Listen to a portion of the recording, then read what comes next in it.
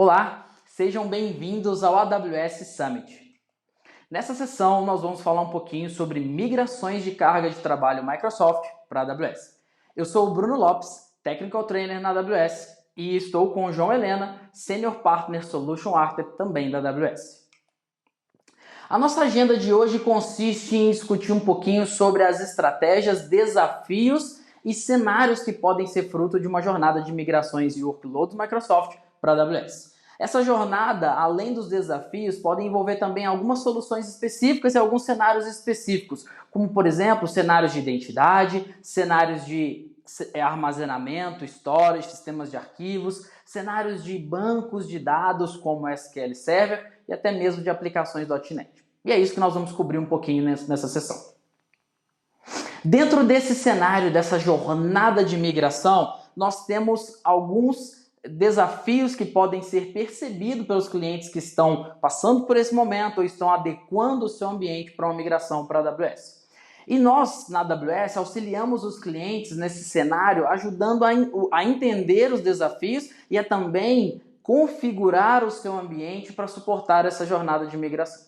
Nós, inclusive, ajudamos os clientes a entender 3 principais momentos de uma jornada de migração. Os momentos de avaliação, mobilização, migração e modernização.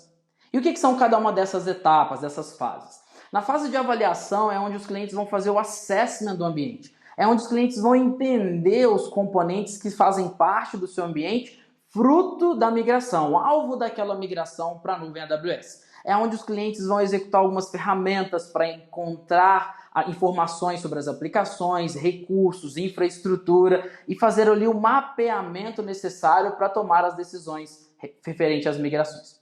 Já na fase de mobilização é onde os clientes realmente vão construir um ambiente para suportar essa migração. É onde os clientes normalmente vão configurar o seu ambiente de múltiplas contas, é onde os clientes vão definir as estratégias de landing zone, é onde os clientes vão inclusive criar um plano de migração para suportar esse cenário a ser migrado. E na última etapa, na última fase, que é a fase de migração e modernização, é onde realmente as coisas vão acontecer. É onde os clientes vão realmente executar o processo de migração, com tudo já definido nas fases anteriores. Então é ali que os clientes vão, por exemplo, decidir qual tipo de estratégia de migração vai ser utilizada. Se uma migração simples como lift and shift, ou até mesmo uma migração mais robusta, uma migração que necessita de redesenho ou rearquitetura da aplicação. Tudo isso decidido baseado nas fases anteriores que foram coletadas dentro do ambiente. Num cenário de cargas de trabalho Microsoft, não é diferente. Nós vamos também executar cada uma dessas etapas. Mas nós também podemos olhar de forma individual para algumas necessidades específicas dos workloads dos clientes. Necessidades que contemplam cenários de identidade, como do Active Directory, cenários que contemplam ambientes de bancos de dados, como do SQL Server, de armazenamento, sistemas de arquivos e até mesmo de aplicações .NET. E é exatamente isso que nós vamos falar nossa apresentação. Para os cenários de migrações de identidades Microsoft, quando nós falamos sobre identidade Microsoft, nós falamos sobre o Microsoft Active Directory. E na estratégia de migrar o ambiente do Microsoft Active Directory para a AWS, nós temos 3 oportunidades distintas dentro do ambiente AWS. Nós temos a oportunidade de utilizar as instâncias EC2 para isso, ou seja, nós podemos promover instâncias EC2 a controladores de domínio dentro do ambiente AWS. Vamos falar mais um pouquinho sobre isso nos próximos slides. A gente também pode utilizar o AWS Managed Microsoft AD, um serviço gerenciado, onde a AWS vai ser responsável por gerenciar o meu ambiente Active Directory e eu simplesmente vou consumir aquilo como serviço, ou até mesmo o ambiente do AWS AD Connector, onde eu vou simplesmente criar uma espécie de gateway, proxy de diretórios para executar, redirecionar as execuções das queries LDAP para o meu ambiente on-premises. Vamos ver então um pouquinho sobre cada uma delas. No cenário onde eu posso utilizar as instâncias EC2 como fruto do meu cenário de migração dos meus controladores de domínio, eu posso ali então configurar o meu ambiente de AD, o meu ambiente de controladores de domínio, com todo o controle e a gestão que eu tenho dentro do meu ambiente, sem precisar de nenhum tipo de peculiaridade ou limitação na gestão daquele ambiente de instâncias EC2 recebendo ali o meu controlador de domínio. Então, nesse cenário, eu tenho algumas vantagens. Eu tenho aqui o cenário onde eu sou responsável por toda a configuração daquele respectivo ambiente. Onde eu sou responsável, inclusive, pelas credenciais de administração e eu tenho acesso a qualquer tipo de credencial necessária, como Enterprise Admins ou Domains Admins. É nesse cenário também que eu tenho a oportunidade de configurar essas instâncias EC2, agora controladores de domínio, para serem membros da minha floresta ou domínio on-premise. Então eu posso configurar nesse cenário um ambiente de extensão do meu Active Directory on-premises para a nuvem AWS, replicando o meu ambiente, até mesmo mantendo uma resiliência maior em caso de falha da configuração do meu ambiente de controladores de domínio on-premises ou até mesmo da conexão de VPN que possibilita a comunicação do meu workload na nuvem AWS com o meu workload no meu ambiente local. Nesse cenário de controladores de domínio em instâncias EC2, eu também tenho a oportunidade de configurar workloads que não suportariam outras estratégias de controladores de domínio, como servidores do Microsoft Exchange, que suportam e necessitam realizar alterações mais profundas no ambiente de Active Directory. Esse é um cenário interessante, mas eu também tenho mais responsabilidades sobre ele. Como eu sou responsável por gerir as instâncias C2, eu sou responsável pela alta disponibilidade, eu sou responsável pela saúde da replicação, ou seja, eu sou responsável por aquele ambiente de instâncias, eu tenho que configurar isso em mais de uma availability zone para garantir os cenários de alta disponibilidade e eu sou responsável pela aplicação de patches, correções de erros e até mesmo correções de vulnerabilidades. Então esses são pontos que eu tenho que levar em consideração. O interessante aqui é que eu posso comunicar com o meu ambiente on-premise através de uma conexão da VPN ou uma conexão dedicada como o Direct Connect. Já no ambiente do Microsoft Managed AD ou AD gerenciado pela AWS, eu tenho a oportunidade de um serviço gerenciado, onde eu não sou responsável por gerir instâncias, por aplicar patches, por corrigir vulnerabilidades, eu não sou responsável por nada disso. Eu entrego essa gestão para a AWS. E a AWS, em contrapartida, me entrega o quê? Um serviço gerenciado de controladores de domínio, onde eu tenho por padrão, inicialmente, 2 controladores de domínio, já separados em AZs distintas para alta disponibilidade. Caso eu queira, eu posso até adicionar mais, mas eu já tenho esses 2 ali oferecidos, suportados e gerenciados pela AWS. Eu tenho a vantagem também da suportabilidade de integração com as aplicações nativas da AWS, como o Amazon RDS, como o Amazon FSx for Windows, até mesmo o Amazon Workspace, a AWS Single Sign-On. Eu tenho também nesse cenário a oportunidade de configurar esse ambiente se comunicando com o meu ambiente on-premise, através da conexão também de VPN ou do Direct Connect. Uma diferença importante para a gente levar em consideração é que o cenário do AWS Managed AD não suporta que ele faça parte de um domínio já existente, de uma floresta já existente. Então, se eu quero comunicar com o meu ambiente on-premises, eu preciso estabelecer ali um trust, uma confiança entre o meu ambiente on-premises e o meu ambiente na nuvem AWS. Isso sim é suportado e totalmente plausível de ser feito dentro do seu ambiente do AWS Managed AD. Um ponto importante a ser ressaltado aqui também é que essa configuração te dá a oportunidade de estabelecer um logo único, onde você não precisa ficar configurando ambientes diferentes para suportar ao cenário de identidade, o cenário de autenticação e autorização dentro do seu ambiente. Através desse trust você tem essa facilidade.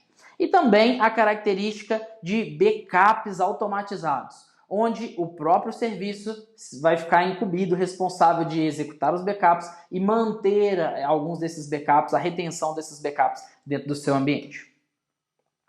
Já na terceira opção do AD Connector ou do AWS Active Directory Connector, eu tenho a oportunidade de também estabelecer através da VPN ou do Direct Connect uma comunicação do meu ambiente em nuvem com o meu ambiente on-premises, mas sem nenhum tipo de cache ou sem nenhum tipo de configuração de controlador de domínio na nuvem.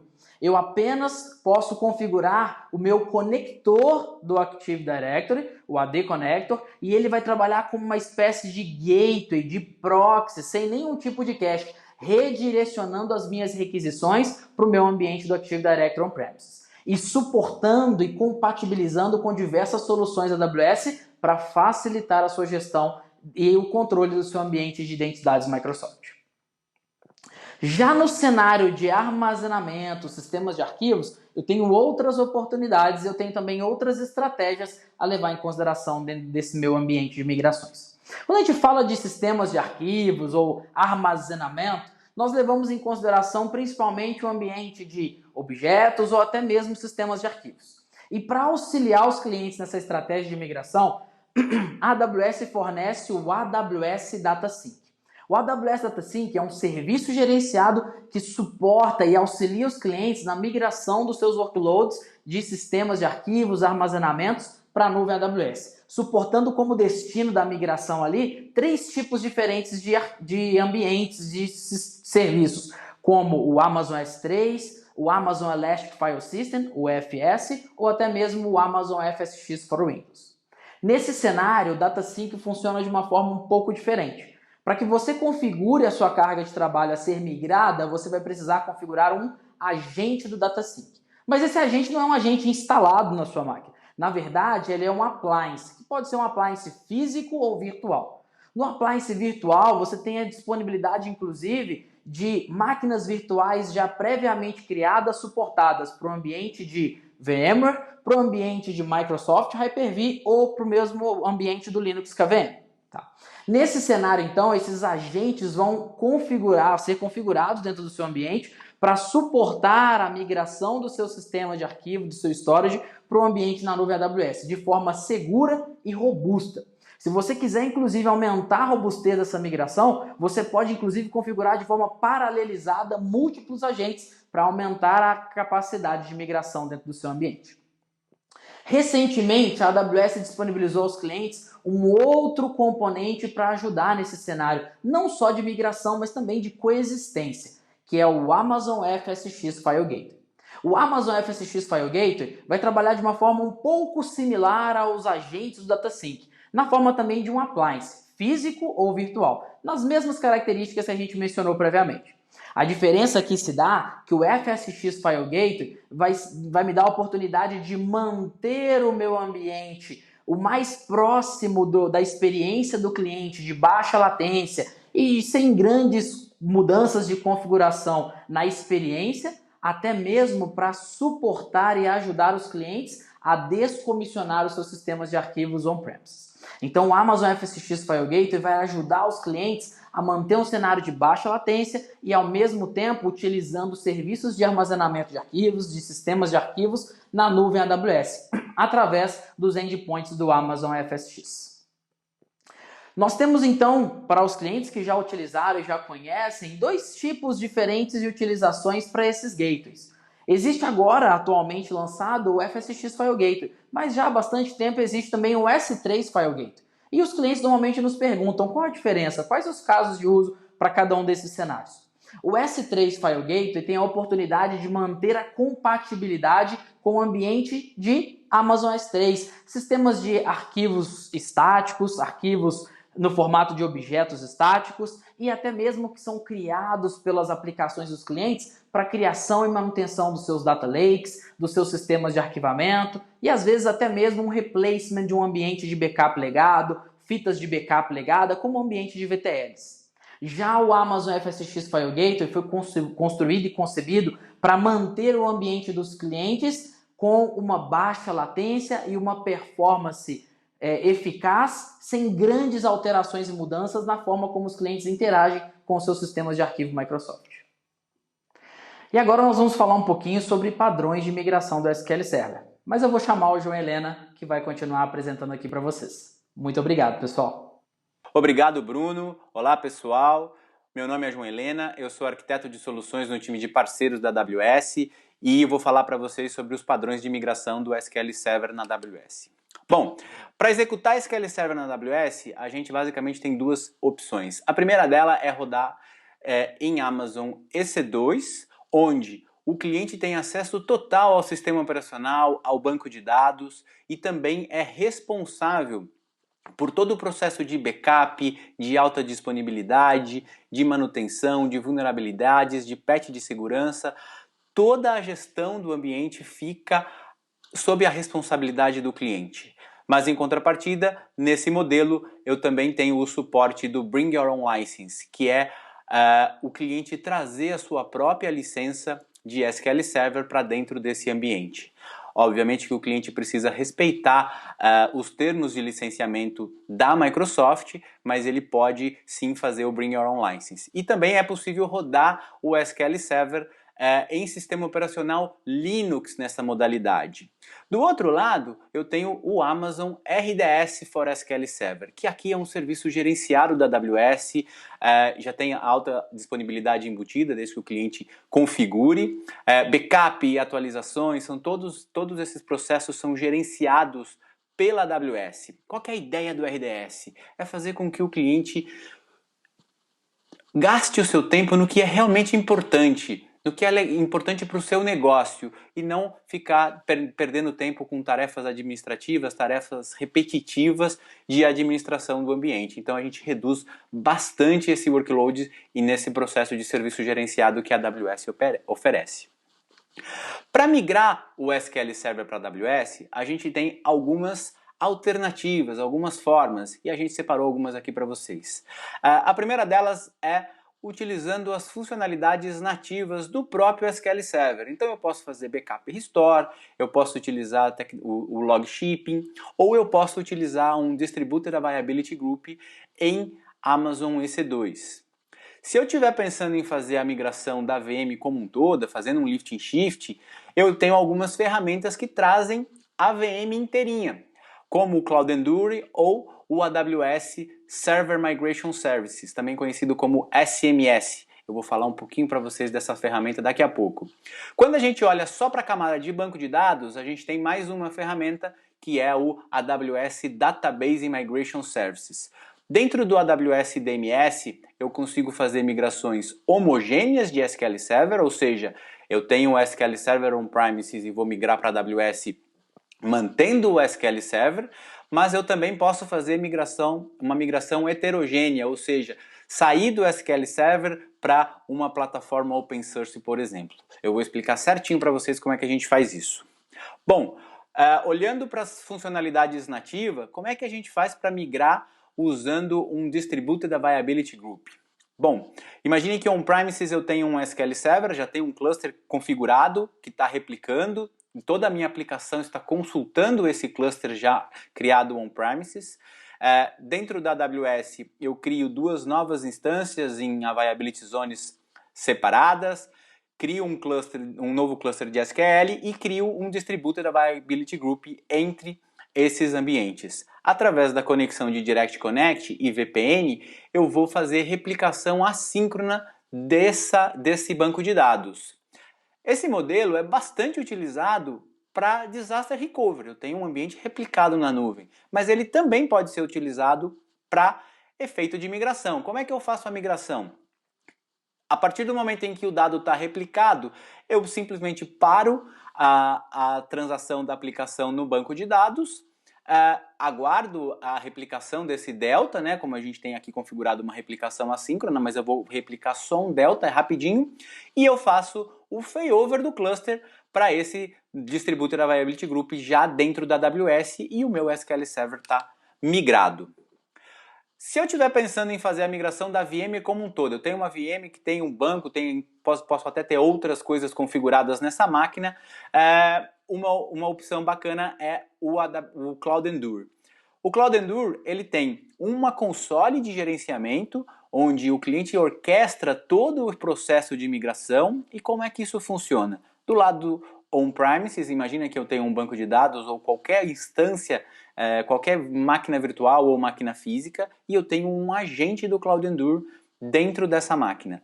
Esse agente vai fazer a replicação dos dados em nível de bloco para uma área de staging já na AWS. A partir do momento em que isso foi replicado totalmente para a AWS, eu consigo lançar uma EC2 baseado nesse EBS que foi replicado pelo Cloud Endure. Legal?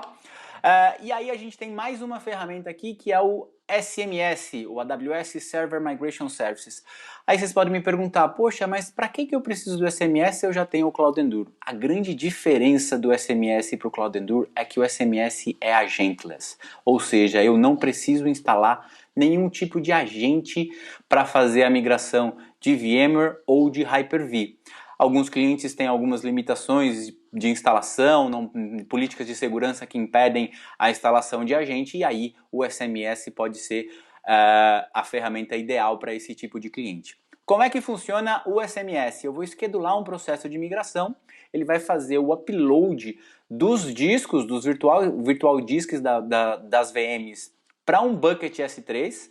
Dentro do bucket S3, ele vai converter esses discos para um EBS snapshot, e a partir desse snapshot a gente consegue criar uma AMI, que é a Amazon Machine Image, e a partir dessa AMI eu posso lançar quantas máquinas eu quiser na AWS baseado nessa imagem que eu acabei de criar.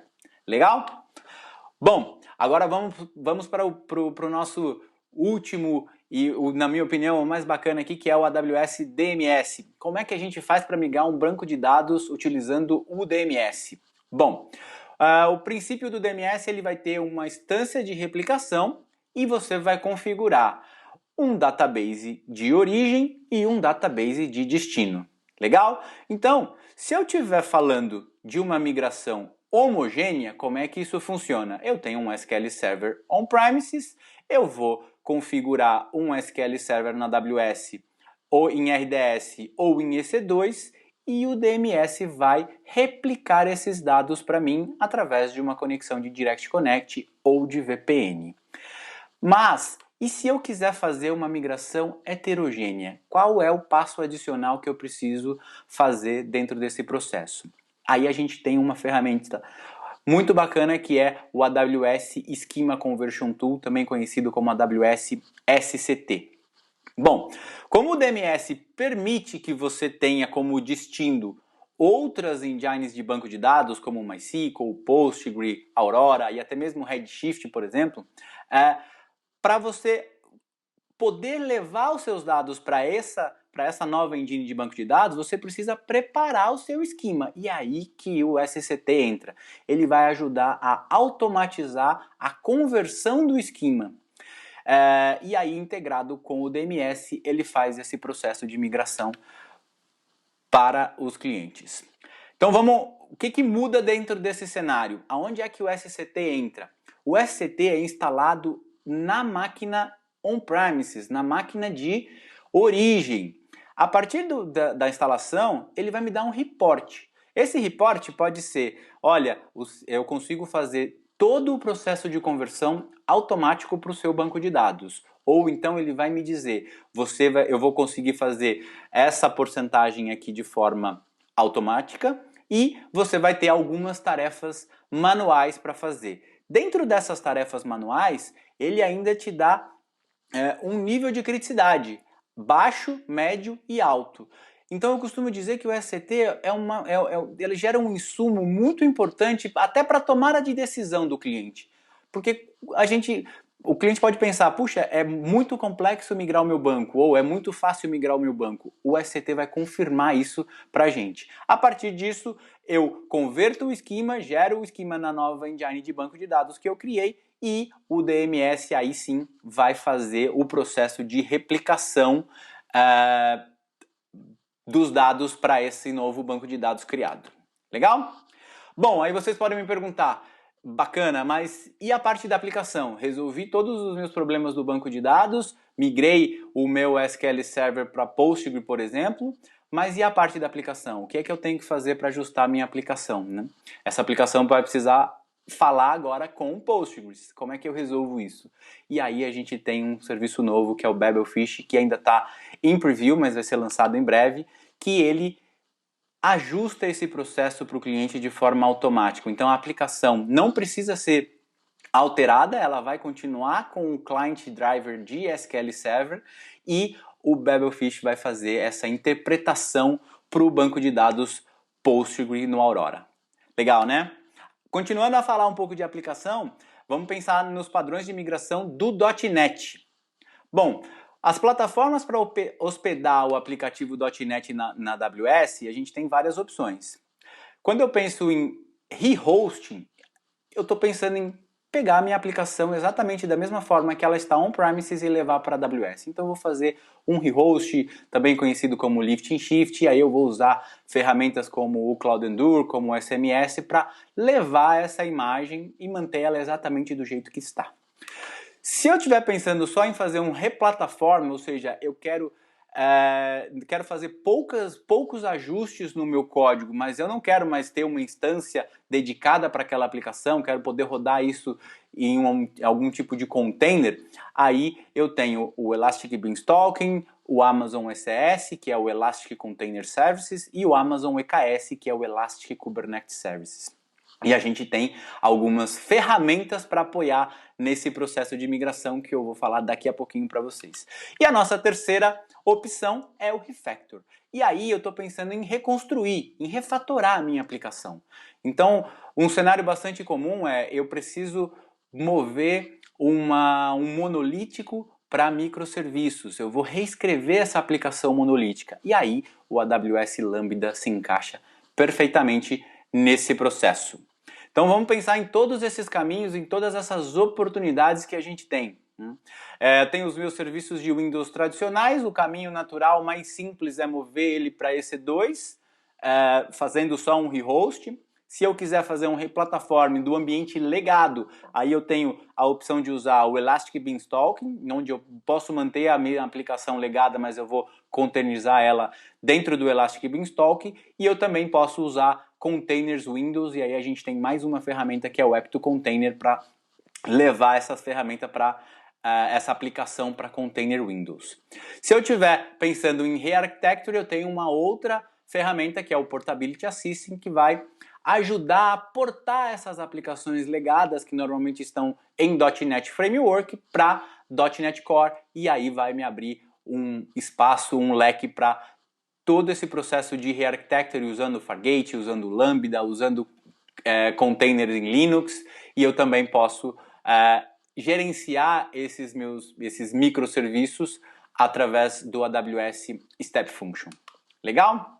Bom, como é que esses assistentes funcionam? Como é que eu consigo fazer esse processo de migração de forma simples? Bom, falando de Elastic Beanstalk, a gente tem um projeto open source da AWS que está disponível no GitHub, que a ideia desse assistente é que o cliente consiga migrar sua aplicação fazendo pouca ou nenhuma alteração no código. Então a ideia aqui é dar bastante produtividade para o time de desenvolvimento, poder migrar isso de forma rápida e fácil, sem precisar ficar reescrevendo todo o código.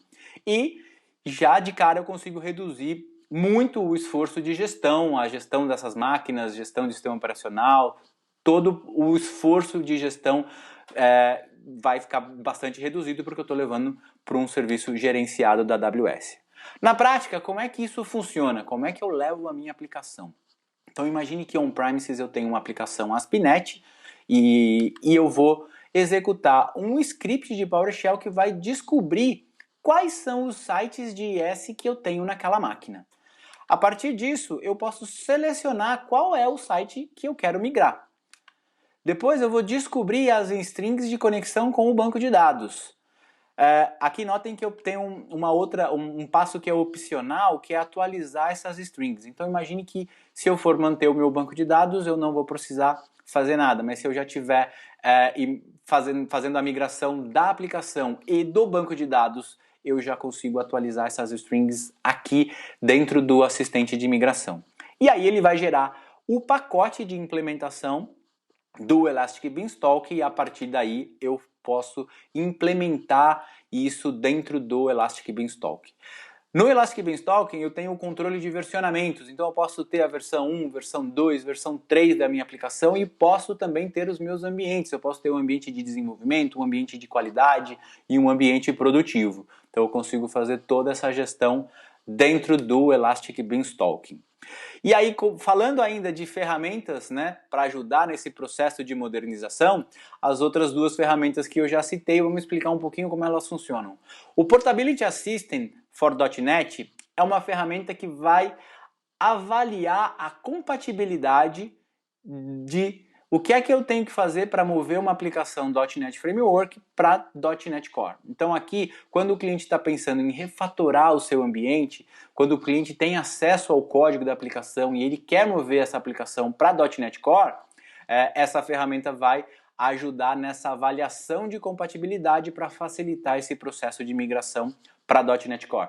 Lembrando que .NET Core o cliente consegue rodar em container Linux, em Lambda, enfim, enquanto o .NET Framework ele precisa necessariamente ter ou um container Windows ou um sistema operacional Windows. Legal?